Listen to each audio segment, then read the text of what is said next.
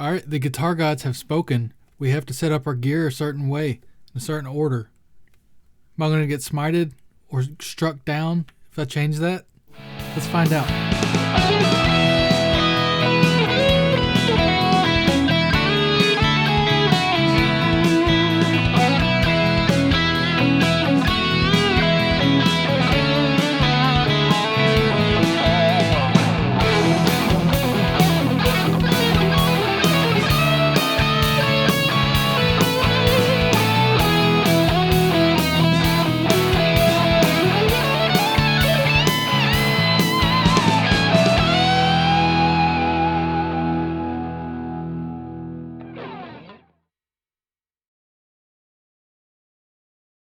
Okay, so according to the guitar gods, we have to take one of these two paths for optimum tone.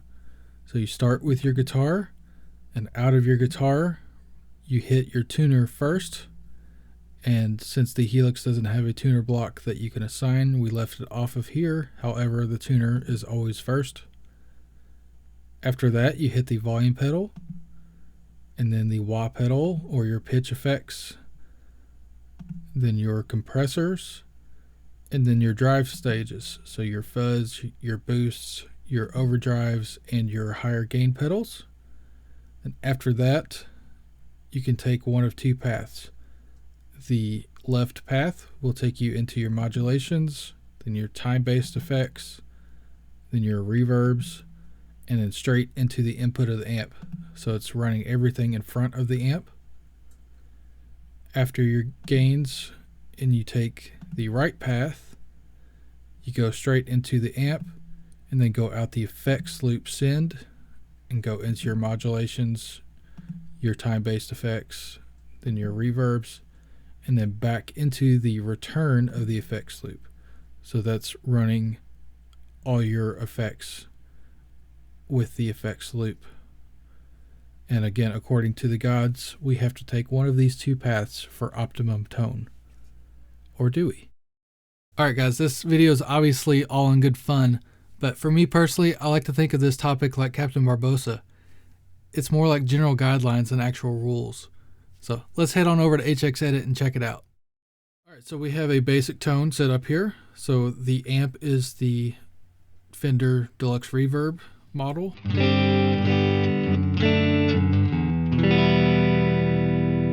Sounds like that. The only thing I changed was the mic for the cab. It's the 1x12 deluxe cab. I just changed it to the 57. But everything else is exactly like it comes stock. So this video is not really about getting specific tones. It's just what happens when you change the order. So the order of our chain here is just like that diagram was showing. So we go into our volume pedal first. And then we have a wah, which in this case is the 30 wah. Then we have the poly pitch, just for some fun. And these types of pitch effects usually go in the front of your signal chain as well, usually. Then we have the compressor, which is the red squeeze in this case. And then we have the arbiter fuzz, the kinky boost, or the EP booster. Then we have the Timmy, or the Tima pedal. And then the compulsive drive, just for two different sounding drives. So like a more kind of overdrive and a more kind of full response type drive. Then our modulations, we have the 70s chorus and a tremolo. And then we have just a simple delay and the 63 spring reverb. And the way it's set up right now, it's all mono going straight into the front of the amp. So again, just your very basic setup. So let me go through it all quickly just to demo how it sounds. So this is the wah in front.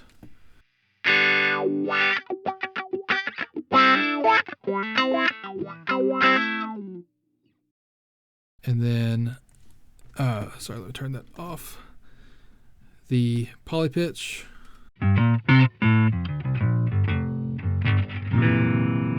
And it is set to go down an octave. That's the only thing I changed on it as well, as you can see. Then we have the compressor, which does this. Sorry, let me click on it. Versus off.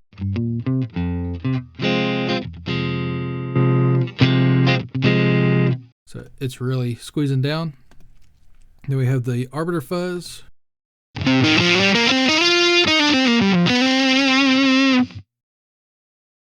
With single coils, again, there's going to be a little bit of that hum in the background. But overall, it's not a bad fuzz tone. At least just stock like this. Then we have the kinky boost, which is just set as a mild boost. Just off. Back on. So it's mild. I did change the settings a little bit. I turned the drive down and turned the boost on. But basically just warms everything up and thickens it up a little bit, and then takes our volume up just a touch. Then the Timmy pedal is stock.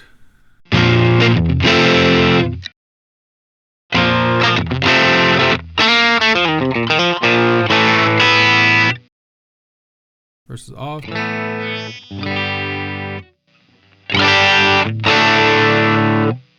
So it's adding a little bit of grit to it.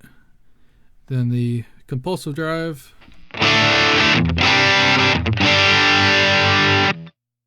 A lot thicker and more bottom end to that one. Then our chorus.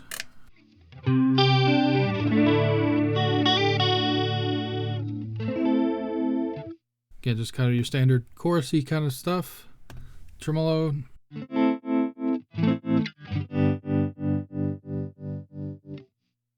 Again, just kind of what you would expect a tremolo to do.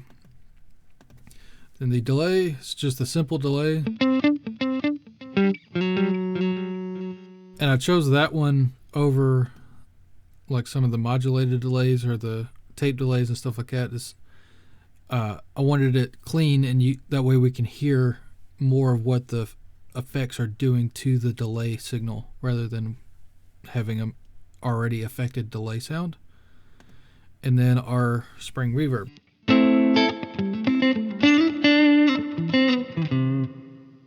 And again, I just kept the stock settings for that.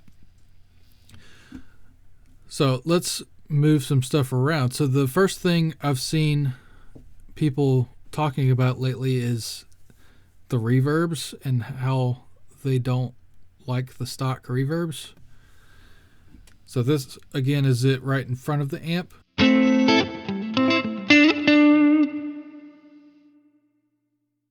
And then if we move it into the effects loop, to do that you would put it in between the amp block and in between the cab, so that would be simulating like an effects loop in a real amp.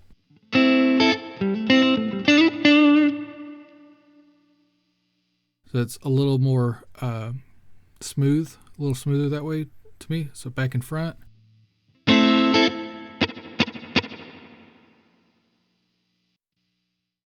Versus in the loop.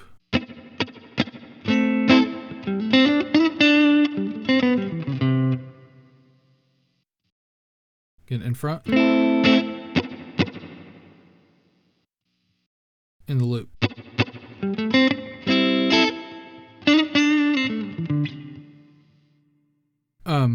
Then the other thing you can do with this in the Helix is you can actually put it after the amp.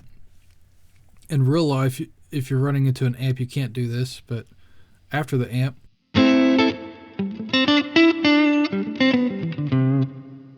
So with it that way, you get more of that kind of stereo spread with it after the cabs.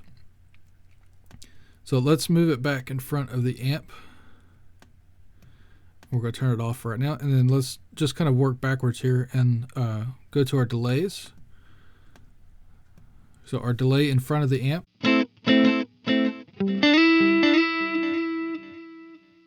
And then with it in the loop.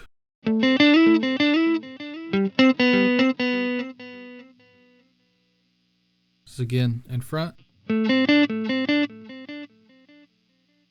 versus in the loop. So to me, it's a little cleaner in the loop, and then with it after the amp.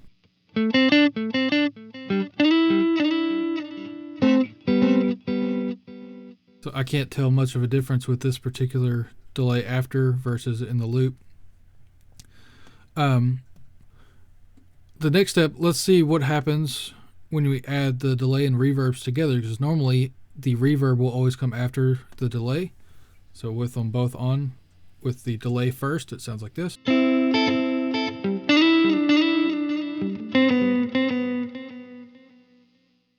Then if we switch them, so the reverb is first.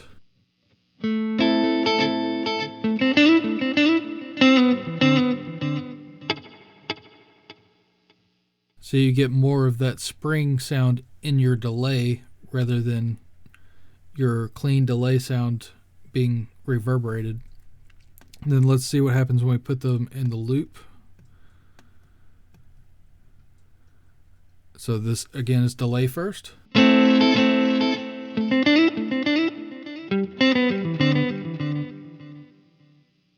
Versus reverb first.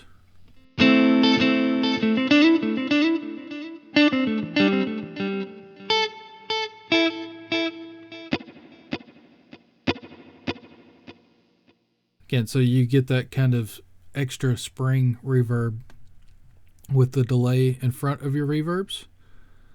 And that could be good or bad depending on your preference. Some people like the delays before reverb, some people like them after.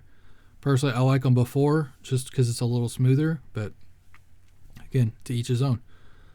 So now let's go to the modulations. Again, just move them over. Our chorus in front of the amp again sounds like this. Then with it in the effects loop.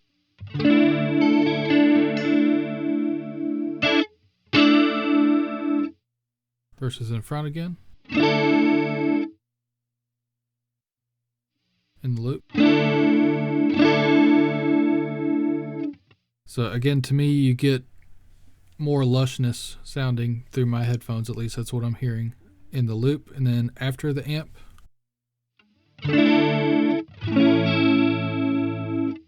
Versus in the loop.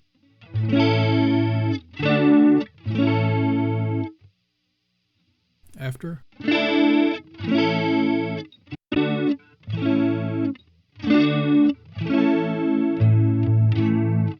So to me, I actually like it, from what I'm hearing in my headphones, a little bit better in between the amp and the cab. From what I'm hearing, you get a little bit of a fuller response. It kind of thins out behind the speakers. And then let's do it with the tremolo as well. So in front of the amp.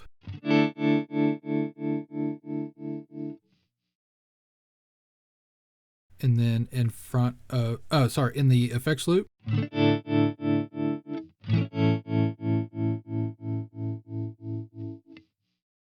And then after the amp, the cab.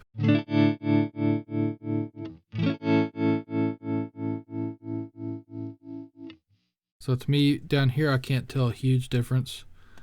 And you, according to the rules, you should have your chorus in front of the tremolos. So this is what that would sound like. Sorry, let me move them in front. So in front of your amp, both on, chorus first. And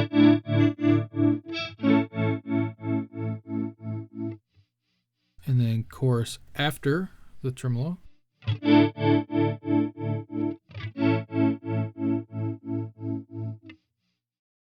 One more time. In front. After.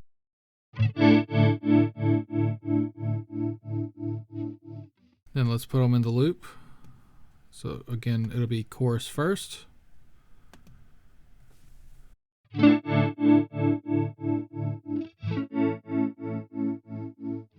then chorus after.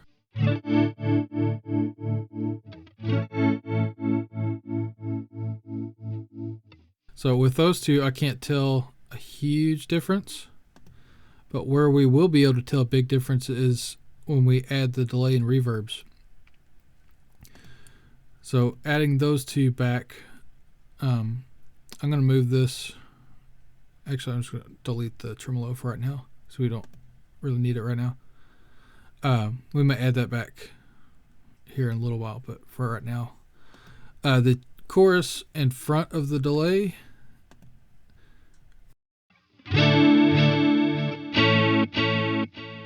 is going to modulate your delays. If you put it after the delay,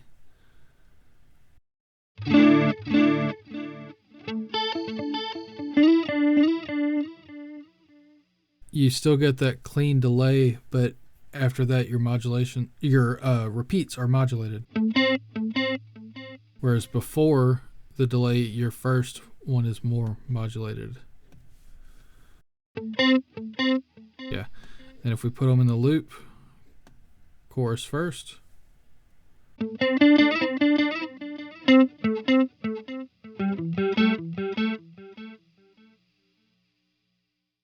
Versus delay first.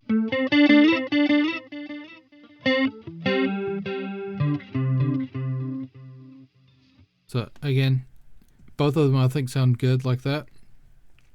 And what if we added the reverb in front of that?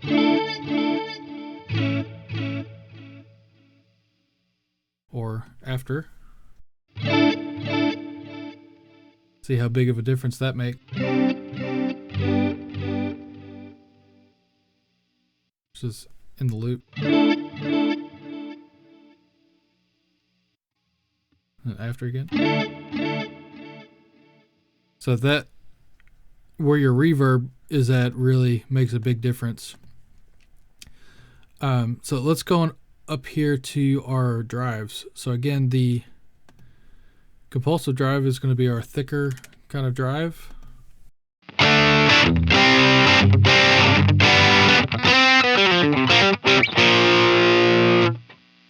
And then if we put that behind the amp block, it's going to have a very different effect.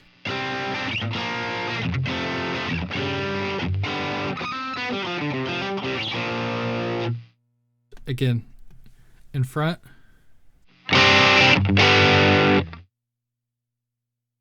Versus behind. So you can hear just how much volume you lose, but also it gives it a different character. So let's move this back up here and go to our Timmy.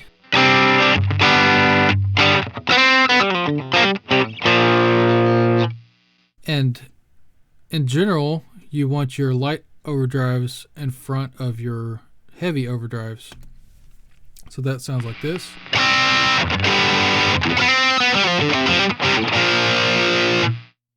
So let me turn this down just a little bit.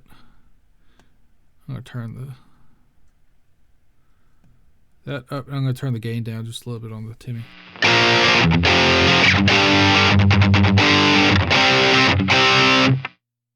So again, Timmy by itself. Compulsive drive by itself. And then both together. Now, if we switch them, the Timmy is going to act more like a boost pedal. So again, without it. So that's your compulsive drive, and then with the Timmy.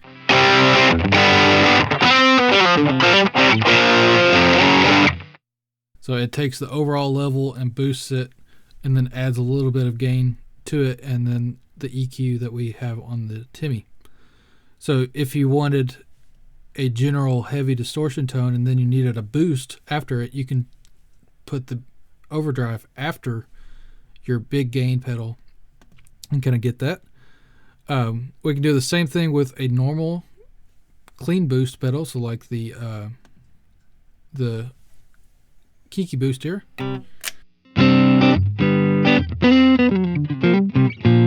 So that's what it sounds like. And then if we take that compulsive drive again in front,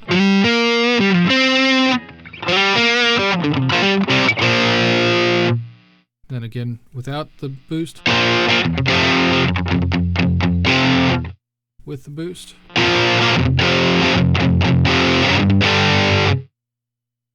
and then if we put it after our drive, so again, it just boosts the signal that we've already got. So that can be either way, however you like it.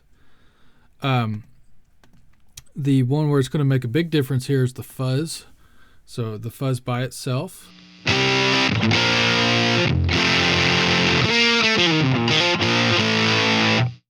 Sounds like that. And I'm going to use the Kinky boost here.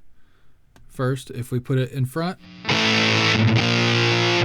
it kind of blows it out of the water. Versus with it again. So you can hear that low end just compressing really hard. If we put the boost after the fuzz, again, it's going to act like a solo boost or something like that. One thing you can do cool with fuzzes, especially fuzzes like this arbiter fuzz. So let's get our Timmy back. You can put a overdrive. It usually sounds better after, but let's see what it sounds like before. So this time it's still kind of overdriving the fuzz a little much, but it's more of there's just too much gain rather than too much bottom end. So the Timmy is kind of scooping that low end out a little bit. But you can tame the low end on these fuzzes if you put a overdrive after it. So again, just the fuzz by itself. Then with the Timmy.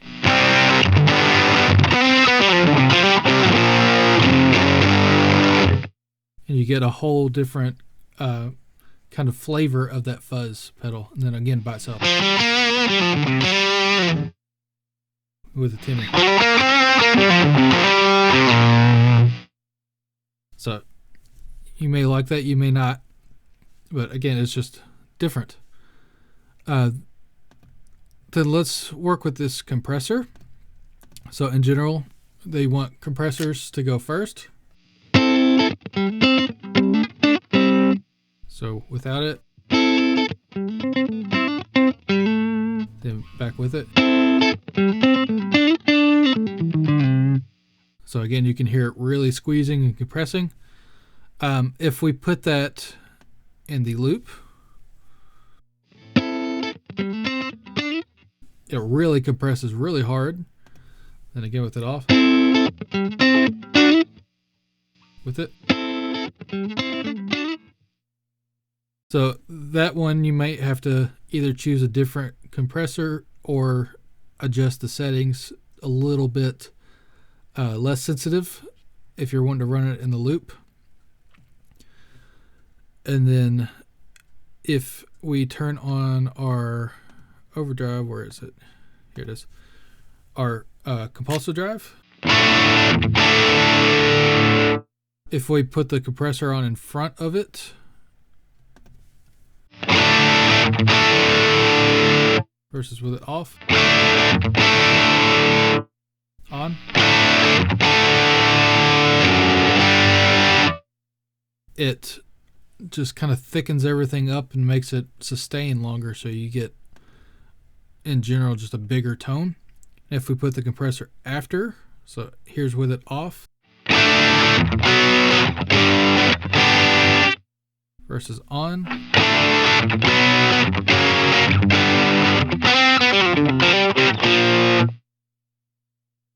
you get your same level of distortion, but again you get just smoother and more sustain.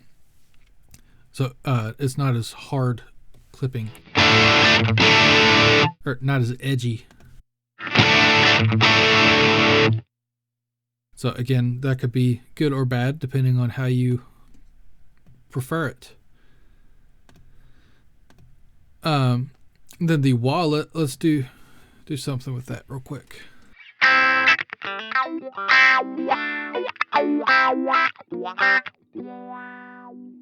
So that's in front of everything. If we put that in front of our compulsive drive, I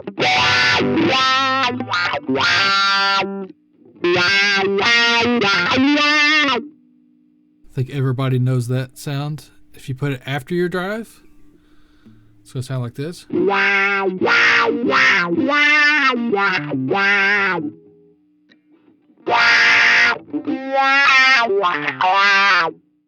Versus in front again.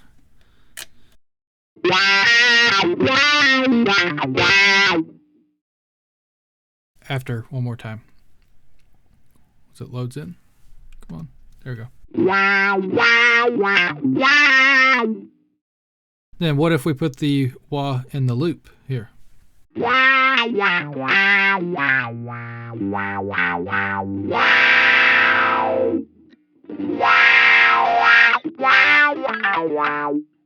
You really kind of get that nasally kind of sound out of it like that. And then the last effect here we have is the poly pitch.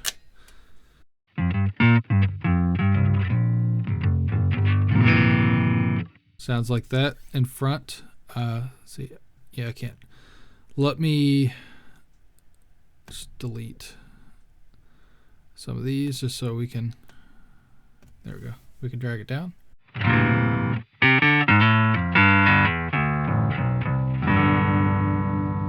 So that's in the loop. If we have it in front of the amp.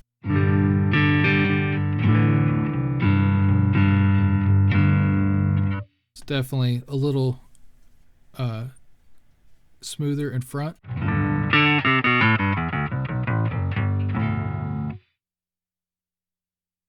To me, it sounds a little less refined, I guess would be the word to say, in the loop. So I like it better in front.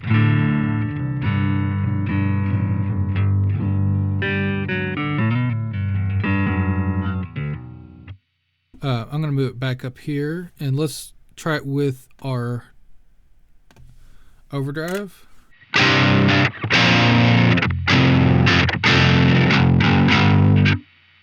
Versus after the overdrive.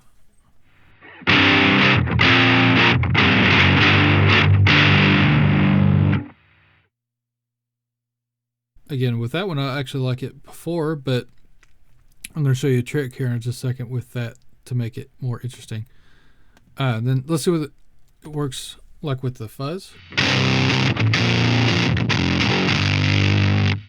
So that's in front and, sorry, after.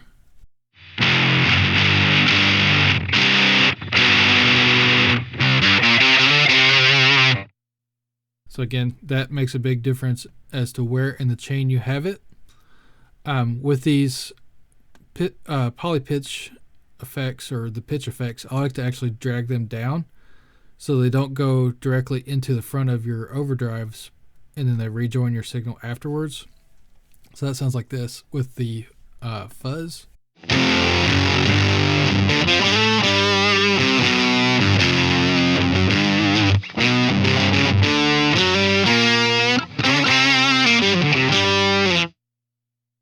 Or with the compulsive drive.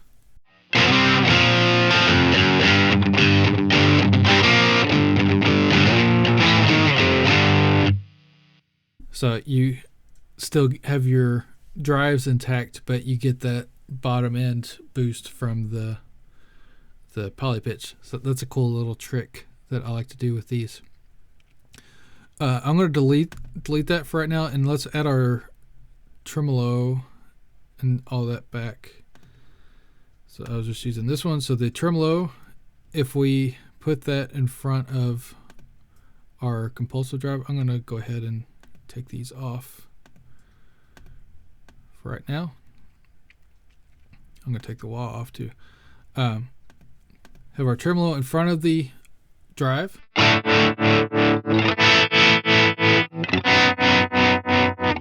Versus after.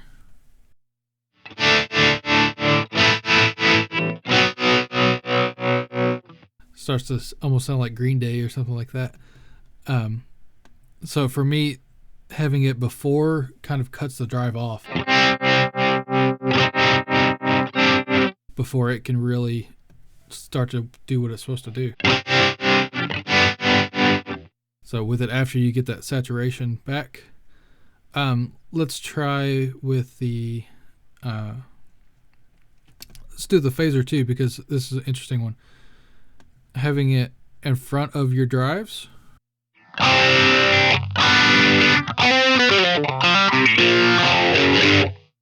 versus after your drive.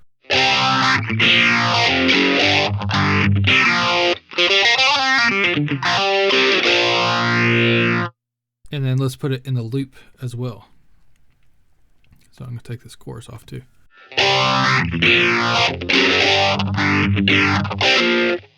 So again, front of the amp, after the drive.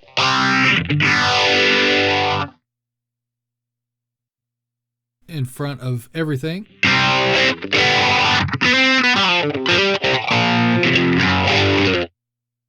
And then in the loop after everything.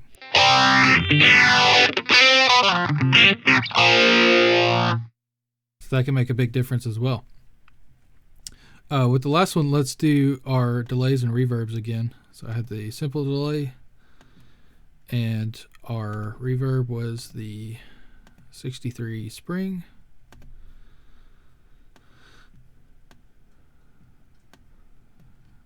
And just for kicks, I'm going to delete that.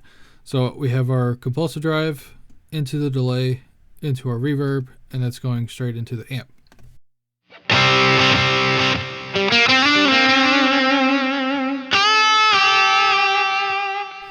Sounds like that. If we put the delay and the reverb, well, actually first just the delay, put the delay in front of the overdrive.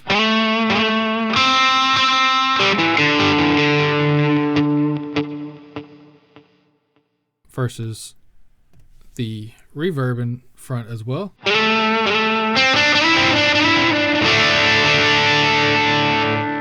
Turn the delay off. Versus after. So you can really get some really big reverb. You can even do that with different reverbs. I'll do it with a different one in a second. The last thing would be putting them in the loop.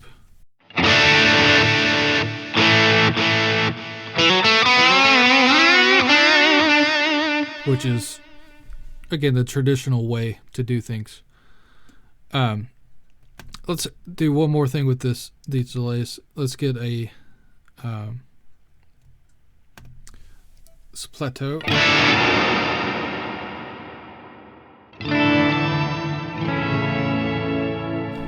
Because it's got a lot of modulations and stuff going on. Put it in front.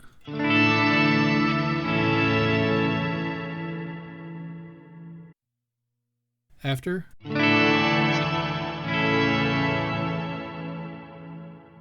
Or in the loop, rather. And then after the speaker.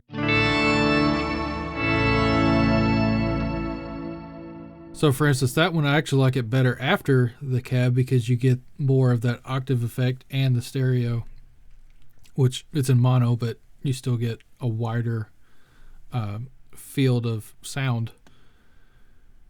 Then if we put it in front of our drive, you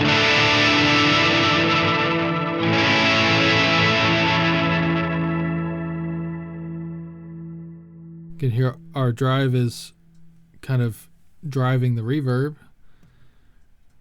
drive into the reverb.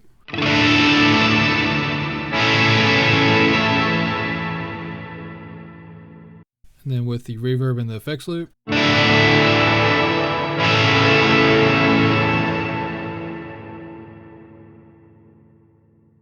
and then with the reverb after.